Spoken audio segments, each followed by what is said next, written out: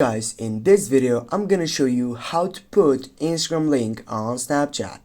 Firstly, what you need to do, just simply go to the profile that you wanna make share or gonna get a link from it.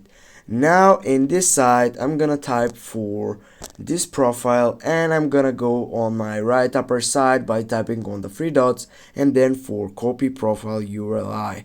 Then what I need to do, just simply get back to my Snapchat account and for example take a story and going to the attachment file or URL typing site, going to the paste, and when I go to that I go to the search box down.